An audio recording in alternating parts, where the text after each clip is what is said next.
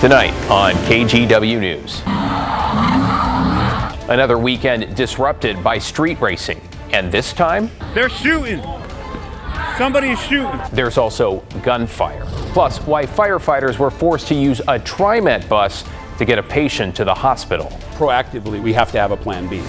And an Oregon hospital under investigation with a nurse accused of swapping out drugs meant for patients with tap water. And later, get your skis. It's probably coming. the good news for skiers and boarders anxious to get their season started. Thanks for joining us at 11. I'm David Molko. We begin with a search for a driver who hit a man on Christmas morning and then took off, leaving him lying on a southeast Portland street. Today, police identified the man who later died in the hospital. Catherine Cook spoke to a close friend of the victim and has an update on that investigation. Catherine. David, police say the victim was 63-year-old David Wayne Becker of Portland. They're still looking for the person responsible for his death and part of a record-setting year for traffic fatalities. I was with him every day. We were best friends for over 10 years. Kim Lauterbach is grieving. Police say her friend, 63-year-old David Wayne Becker, was hit and killed early Christmas morning. It was just after midnight. Lauterbach says Becker had just left her place and was heading home on his bike. When he got to Southeast 106th and Stark, police say the driver of this truck hit Becker and took off. They're looking for a maroon late 2000s Dodge Ram pickup truck with a crew cab. It had damage on the front driver's side, including a broken headlight. You can see what it did to Becker's bike in this large, well-marked crosswalk. But Kim says the way the crosswalk is laid out is confusing to many drivers. It didn't help him, did it? It sure didn't help him try to cross the street. And I think it's terrible and offensive that they're making it worse, in my opinion. I mean, he died. Thanks a lot, Portland. Kim's frustration is not lost on police. Becker's death was one of 4 fatal traffic crashes that happened on or around Christmas Day. It was a pretty wild 48 hours. Portland Police spokesperson Mike Benner says speed and impairment played a part in most of the crashes. It's a pattern he cites for a growing number of traffic fatalities in Portland. Last year, police say 73 people died in traffic-related crashes. That's 5 more than the year before, making it the deadliest year on Portland roads in nearly 3 decades. Our traffic investigators, they go out to these scenes and they see what has happened, and they know it's preventable. And it is very troubling to us. Also troubling, Benner says suspected drunk drivers crashed into 2 of these fatal crime scenes while police were there investigating. That includes 106th and Stark, where David Becker was killed. Oh, it's bad. It's so bad. It's gotten so much worse. For Kim, the fear of getting hit is worse now than ever. Whether behind the wheel or on foot, she says no one should take their safety for granted, even for a second. You got to be you have to be looking at the corner of your eye to everything. I mean, it's very hard. Anyone with information on who might have been driving that maroon Dodge pickup with front end damage is asked to call Portland Police. We posted more specific contact information and a case number to reference on KGW.com. Thank you, Catherine. Appreciate that update tonight. We learned today Portland police arrested 19 people during missions this weekend to crack down on street racing and so-called takeovers. Take a look at one of the more dangerous moments here. Oh, this guy's shooting. Yeah, during a takeover at Southeast Hawthorne and 20th, somebody started shooting. Police showed up and took someone into custody. There were no reports of injuries there. We also spoke with KGW viewers about street takeovers at North Marine Drive, 57th and Sandy, and near Northeast Cully Boulevard in Prescott. It was pretty horrifying. The dog actually ended up crying all night. I had to take him down to the basement and play music for him to calm him down. While witnesses from those incidents say they did not see police respond, PBB today told us they spent 10 hours both Saturday and Sunday nights breaking up street takeovers all over the city. In addition to the 19 people arrested, police say they issued 13 tickets, seized 7 guns, and towed 21 cars. And that level of towing is new for Portland, with police updating their policy to allow for immediate towing of cars involved in street takeovers. Plus, a new state law is now in effect that could force the owners to forfeit the cars if they're found guilty.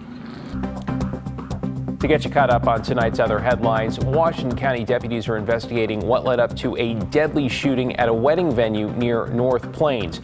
Deputies say they were called out to Horning's hideout around 9:30 this morning for a report of a shooting. They found one person dead and took one person into custody who has since been released. Deputies aren't saying much more than that. The name of the victim has not been made public.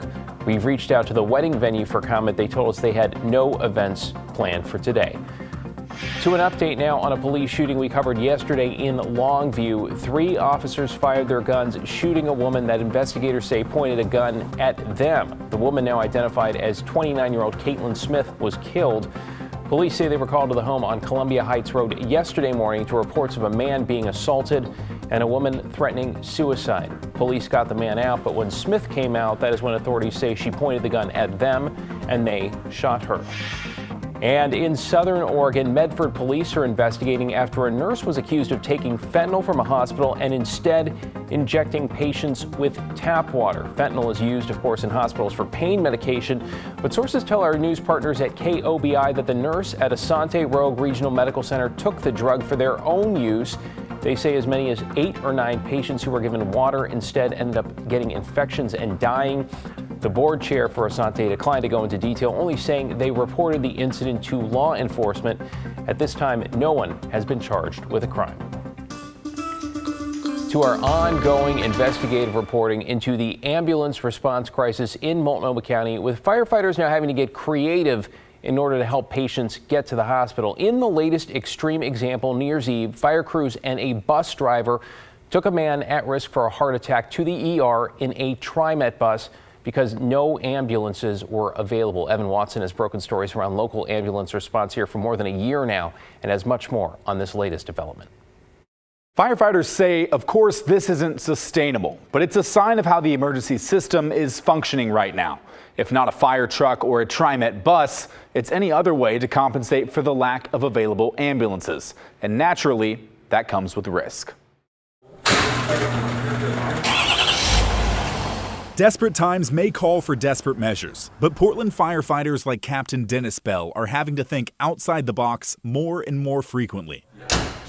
Proactively, we have to have a plan B. There's no stop, scratch your head. We have to be able to think on our feet. At 2 a.m. on New Year's Eve, Bell responded to a 911 call. A man had chest pains on a TriMet bus. Fearing a heart attack, Bell knew the man needed to get to the hospital, but AMR was at level 0. No ambulances were available, and after 20 minutes, firefighters couldn't wait any longer. Bell said the patient couldn't fit in the fire rescue. It was time to get creative. We had a wide open vacant bus. Fortunately, there wasn't a lot of other riders on the bus at 2:30 in the morning, and that it just dawned on me that was really the only option that we had. The TriMet bus driver, Joseph Wiggins, says it wasn't the first medical emergency on his bus, but it was probably the most dramatic. I just wanted to get him to the hospital and get help for him. It reminded me of taking my father to the hospital for the same reason. While this unique hospital transport worked out, Bell says if the man would have gone into cardiac arrest on the bus, it could have been trouble. If you're going to bake cookies, you want to be in the kitchen. If you're going to transport a patient, I'd just assume be in an ambulance, not a TriMet bus, because you have to not only prepare what's happening right now, but what could happen. And a TriMet bus just wouldn't be set up for that. Portland Fire reports at least 22 non-traditional transports in 2023. Situations where firefighters found other ways to get patients to a hospital because of the lack of ambulances. The Fire Bureau just added a function in the fall that lets firefighters report a non-traditional transport. Fire trucks and rescue vehicles aren't set up for this. Water tanks and other equipment take up room. But firefighters and trained paramedics like Bell know when minutes matter. It's crucial for the patient outcome. I mean, cardiac muscle dies over time, so they have to get more definitive care than what we can do in the field. What are the challenges or, frankly, concerns with doing that and with doing that more frequently? This is not a solution. That was a function fixity at the time. So yeah, no, the proper staffing has to be accomplished. How AMR does that, I'm not sure. I don't envy the position they're in. Ambulance provider AMR says its hands are tied by Multnomah County's 2 paramedic requirement for ambulances. The company says it can't hire and retain enough paramedics to run a full staff, so its response times have fallen off, calling the current situation a crisis. Multnomah County health leaders say 2 paramedics provide better patient care. County commissioners fined AMR $500,000 for late responses in November. This is a hot topic, and I'm sure it's one that's gaining and demanding a lot of attention. So there's a lot of people working on it, and something does need to change. Portland Fire and TriMet did not have any updates on the patient's condition. Evan Watson reporting for KGW News. In health headlines tonight, respiratory viruses are surging across much of the country. According to the CDC, more than half the U.S. is dealing with high levels of infections, including Washington. Oregon is still in the low-level infection category, but doctors say that does not mean it is in the clear. A health officer with Multnomah County says they are seeing flu cases on the rise, and they are still concerned about both RSV and COVID. Across the state, there's an average of 20 Oregonians dying every week from COVID. So we really want to make sure people are protecting themselves and getting this year's COVID shot as well. Well, Dr. Bruno says it is never too late to get vaccinated. Straight ahead on KGW News, a fiery crash that all on board this Japan Airlines flight survived. Hear from one of the passengers who made it out. And have you ever heard of cyber kidnapping? How scammers held a teenager hostage and demanded ransom from his family without being anywhere near him. I'm Matt Safino. It has been snowing in the Cascades tonight. See a little bit of new snow up there at Timberline. Only about 3 inches though. It's 28 degrees, not the coldest, but there is heavy snow in the forecast. It's going to begin Friday night. We'll let you know how long it'll last and how much we may see.